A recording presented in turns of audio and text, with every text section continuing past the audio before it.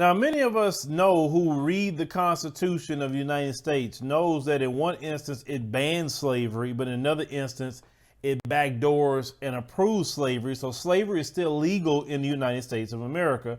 And that same legal writing was written in a lot of state constitutions.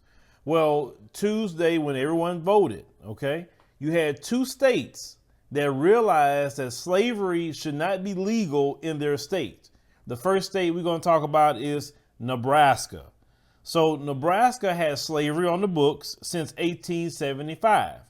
They said the same thing like the Constitution. OK, so slavery was legal in the state up until people voted and ended it. OK, so since 1875, they say except as a possible punishment for those convicted of crimes. They say Amendment 1 repeal what is known as the exception clause. They say the amendment would update Article 1, Section 2 of the Nebraska Constitution by striking this language.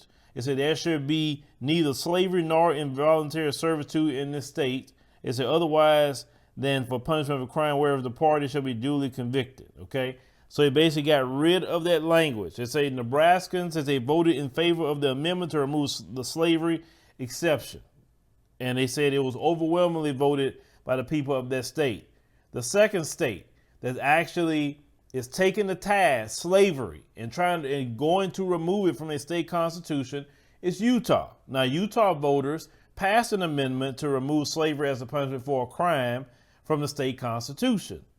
They said that in late November 2018, they say it was reported, by the news that slavery was still technically legal in the state. It's still legal in the United States as well. So not only, a good job for Nebraska and Utah, but this needs to be removed from the United States Constitution as well, because it's still legal, folks. This is how they justify mass incarceration by their slavery clause. Now, they said that with this particular amendment change in Utah, they said it's pretty clear that the provision confine a person to prison and say for certain situations is not only going to be able to have a slave outside of the prison walls. They said, but I don't think it's fair to refer to prisoners as slaves. They said we have a sorry history of slavery in this country and that African Americans who are taken in conditional slavery have done nothing wrong. To say a prisoner who is duly confined is also a slave, I think, is to conflate two very different things. Now, what makes them a slave, not only on paper, but you make them work in prison. And you make them work and you pay them nothing. You don't even give them minimum wage for working. At least if they're going to work in prison, let them make minimum wage.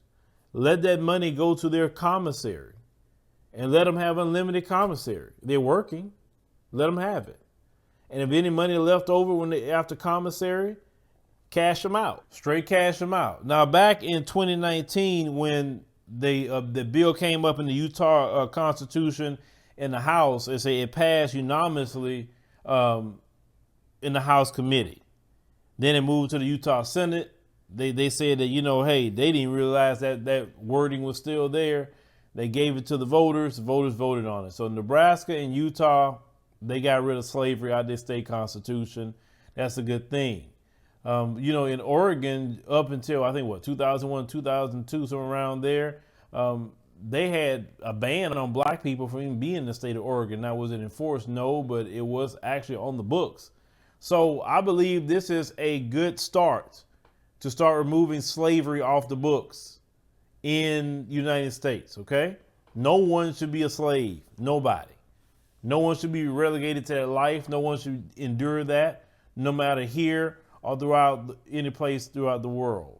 And I believe that should be looked at in every state. Get it out of every state constitution and also get it off of the Constitution of the United States.